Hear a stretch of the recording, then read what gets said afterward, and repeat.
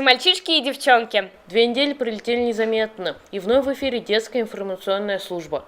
Да, и наши юные корреспонденты потрудились на славу и готовы поделиться с вами порцией интересных новостей. И наш первый сюжет будет о самом прекрасном празднике на свете – о Дне матери.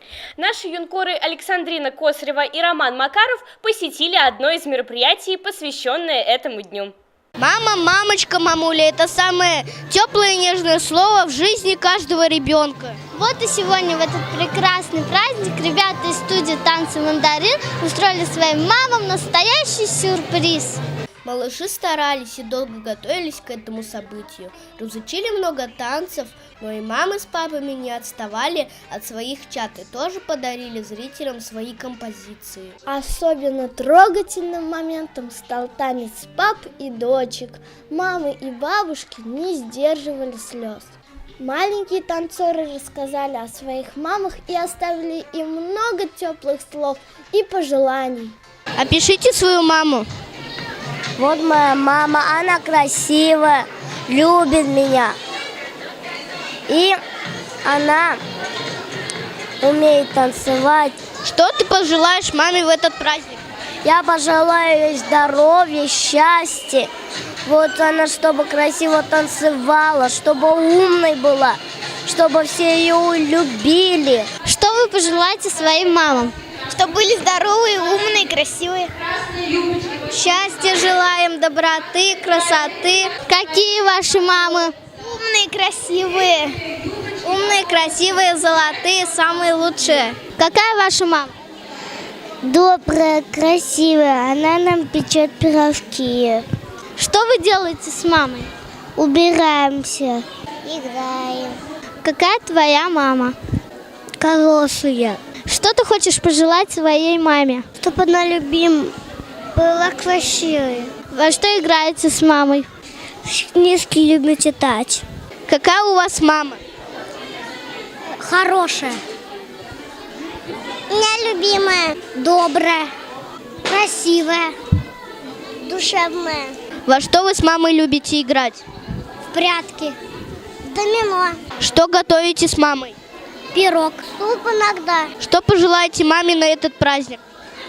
Здоровья. Красиво, чтобы она была.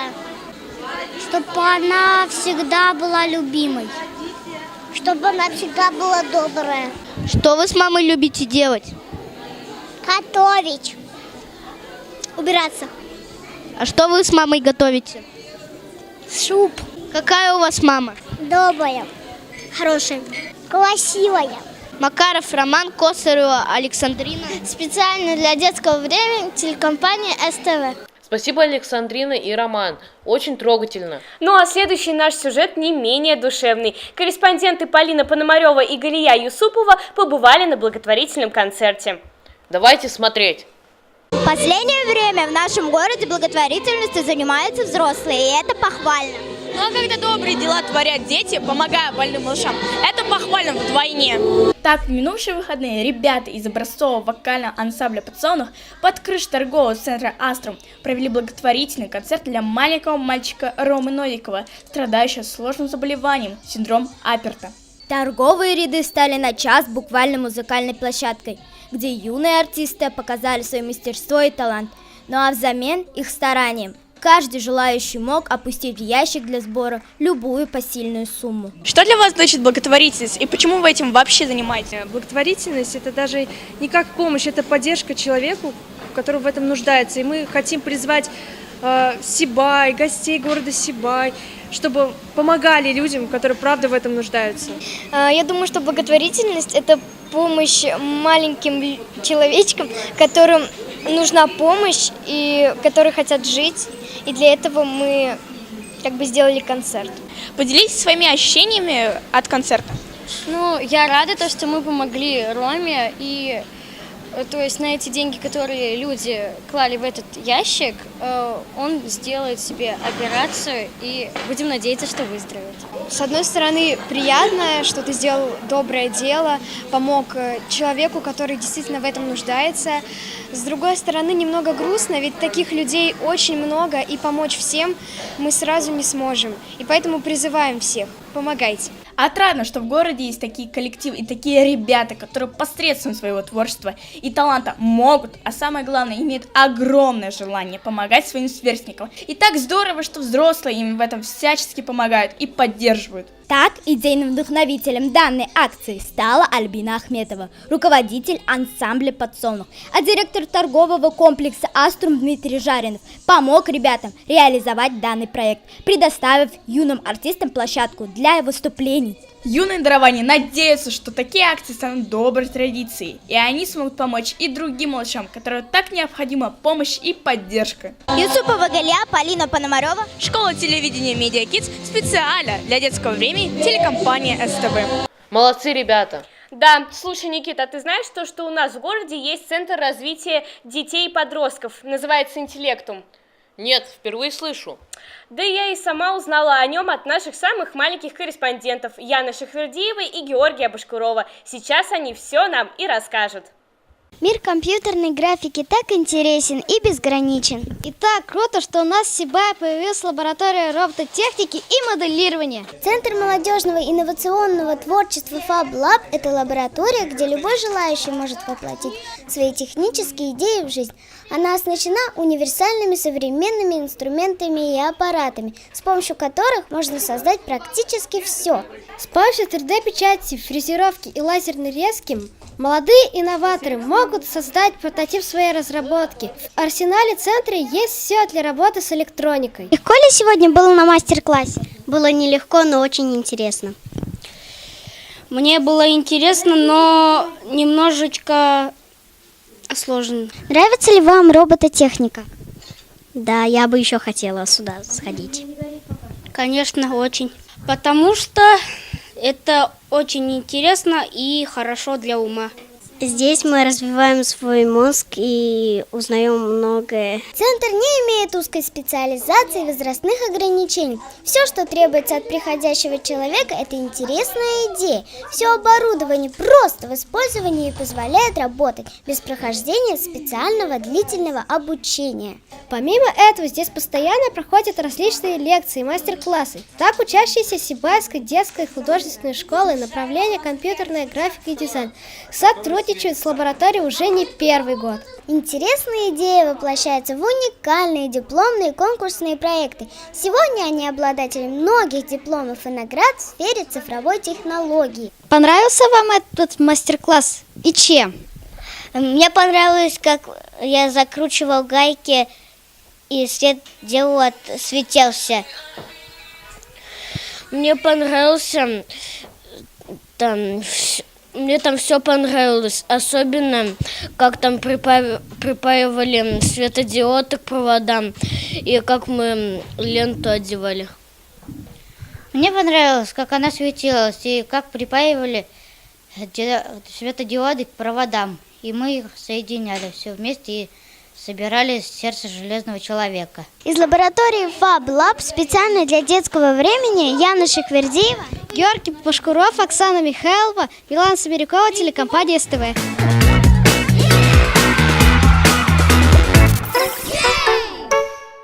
Как же все-таки хорошо, что есть возможность прокачивать мозги. Ведь интеллектуально подкованные ребята – будущее нашей страны. Да, а пока мальчишки мастерят роботов, девчонки нашего города вовсю играют в футбол. Наши спортивные корреспонденты Айгуль Кадырова и Ильгиз Бекбулатов расскажут нам об одной самой крутой из них. В наше время не заниматься ни одним видом спорта уже не модно. Например, футбол во все времена года остается самым популярным видом спорта среди мальчишек. Но есть исключения. Оказывается, в него увлеченно играют и девчонки из нашего города. А если быть точными, то единственная девочка-футболистка в Сибае – воспитанница детской юношеской спортивной школы Александра Наумова. Собственно, о ней и пойдет речь в нашем сюжете. Саша задалась целью стать профессиональной футболисткой и играть за известной командой нашей страны. Ты когда-нибудь ездила на соревнования? Да, ездил в Учалы, Межгорье, Чешмы. Какие там медали, грамоты, награды привозил? Ну, лучший кубок, лучший вратарь кубок, потом лучший игрок, грамоты. Ну, у меня 3 лучших вратаря и 4-й лучший игрок. Нам сказали, что ты единственная девочка из всей команды. Не смущает ли тебя это? Нет, конечно. Сколько лет ты уже занимаешься футболом? 6-й год. С чем ты хочешь связать свою жизнь? Может, с футболом, или же у тебя другие планы на жизнь? Нет, только с футболом и все. Из-за чего ты выбрала именно этот вид спорта? Ну, потому что другие виды спорта как бы для меня не подходят. Как тебя воспринимают мальчики в команде? Ну, хорошо, они не обижают, ко мне уважают, хорошо играю, ну, занимаюсь тоже долго из-за этого. Как никто другой, а Александре рассказал ее тренер, который уже на протяжении 6 лет является ее спортивным наставником. Что бы вы могли о ней рассказать? Ведь она одна девочка в футболе. На самом деле у нас в спортшколе футболом занимается действительно всего одна девочка. Она уже ходит к нам несколько лет. Значит, она и на поле боец хороший, командует, пацанов настраивает на игру, и от нее очень много зависит. Сейчас она немножко от мальчиков отстает, но среди девчонок она лучшая. Недаром ее в том году они ездили на соревнования. Тренер футбольного клуба Уфа у девочек пригласил играть за свою команду. Ну, планируем, что на будущий год она, возможно, будет у нас уже играть в футбольном клубе Уфа. На ваш взгляд, она сможет как-нибудь добиться результатов в футболе? Вот как раз-таки, с моей точки зрения, она действительно это тот человек, который может свою судьбу связать с футболом. Она сможет стать профессиональным футболистом. Я думаю, такие девочки, они могут играть вплоть до Суперлиги России. А возможно, и если команда выйдет и в Лиге Европы, в Лиге Чемпионов. То есть все задатки у нее для этого есть. Поэтому мы и хотим ее, чтобы она начала играть в следующем этапе нашего футбола, это за республиканскую команду. То есть там открываются для нее более широкие возможности. В команде Сашу любят и уважают партнеры по игре. Они прислушиваются к ее мнению и стараются всячески ее поддерживать, не забывая о том, что она все-таки девочка. Ты партнер Саши по команде. Расскажи, какая она? Ну, она много лет ходит на футбол. Она занимается много спортом. Мы с ней давно дружим. Она хорошо играет в футбол в защите и в нападении. На воротах, на соревнованиях она получала кубки «Лучший вратарь». По школам, когда она ездила в Чешмы, она получила грамоту «Лучший игрок». И они там заняли первое место. Для тебя, как друг, она какая? Она хорошая, добрая, она делится. Она в беде не бросает. Она настоящий друг, она не подведет. Что бы ты хотел ей пожелать? Чтоб в будущем, в следующем году, чтобы в футбольном интернате было все хорошо. Бикбулатов Ильгиз, Айгуль Кадырова, Милана Семерякова, Оксана Михайлова. Специально для детского времени телекомпания СТВ. Ну что ж, вот такими событиями были наполнены прошедшие дни, а наше эфирное время подошло к концу. Спасибо огромное нашим юнкорам и всем, кто готовил эту передачу. А если вам есть что рассказать, пишите в нашу группу ВКонтакте, которая так и называется «Новостная программа «Детское время». А с вами были, как всегда, ведущие новостей Никита Полосков И Милана Семерякова. Всем пока!